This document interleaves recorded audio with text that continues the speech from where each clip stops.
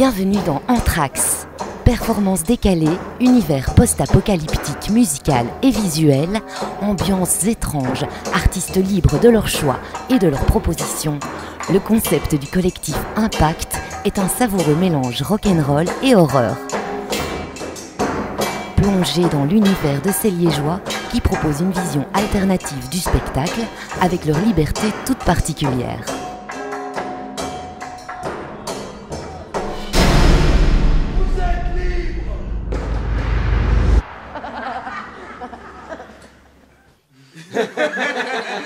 Heureusement.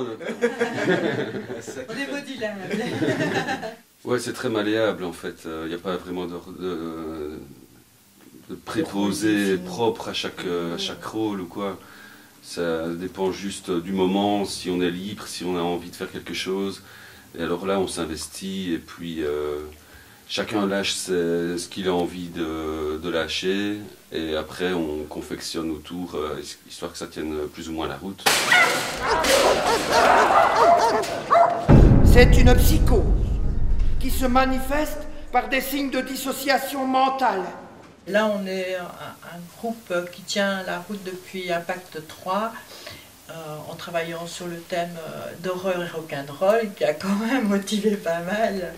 Il n'y a que le thème qui nous donne une cohérence en fait. Il n'y a personne qui se mêle à trouver cette cohérence. On ne voulait pas qu'il y ait de chef, vraiment. Donc ça a bougé, quoi. Donc chacun avait à un moment donné un peu plus de responsabilité, quoi, pour qu'on garde le fil. Mais en même temps, il y avait un œil extérieur à chaque fois qu'on présentait une scène. Et à chaque fois, c'était un œil extérieur différent. Donc c'était très enrichissant.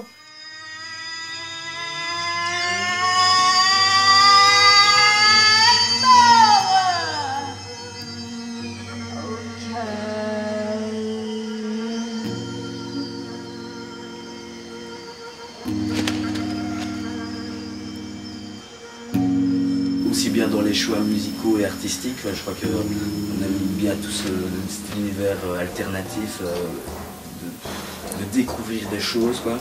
Et de là, on a l'opportunité de se rencontrer, d'échanger justement toutes ces richesses de choses qu'on a appris, quoi. Et c'est ça qu'on apprécie parce que ça donne beaucoup de piment dans le travail qu'on va dégager et se dire que c'est pas carré, quoi. Ça part dans tous les sens. Qu'on a appris ou qu'on n'a pas appris. Je pense que ça peut une grande part aussi au rêve, parce que je me souviens de tours de table, de réunions. Voilà, il y avait quand même une clé au départ, et puis ça partait sur une conversation de l'un ou de l'autre qui avait fait un rêve bizarroïde la veille.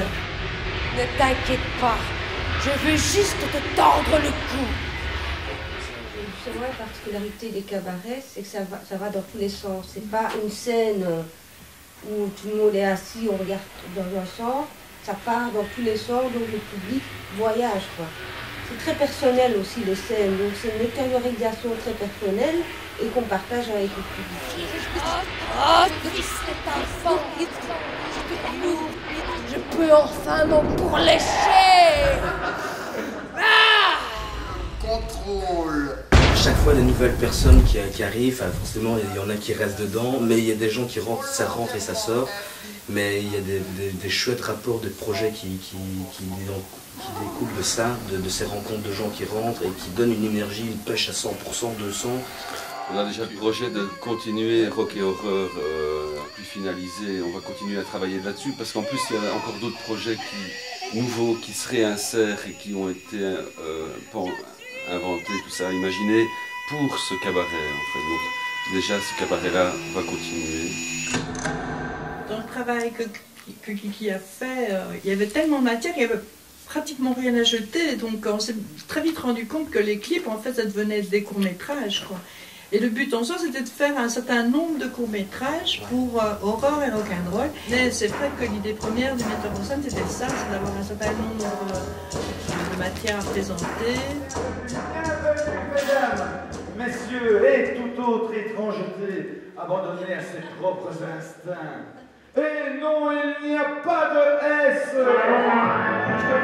À vous, Épita. Ah, pour maman. Et Edina. Ouais. Ah oui pour monsieur. Est-ce qu'il y a? Eh non, il n'y a pas de oui.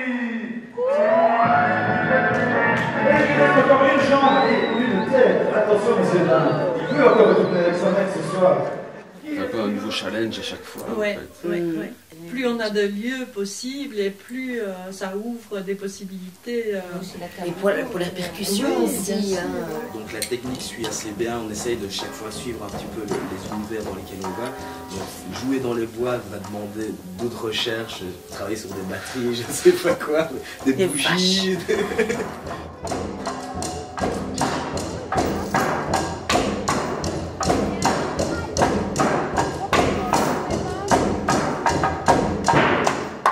Venez. Vous trouverez les infos de leur prochain opus bientôt sur Anthrax.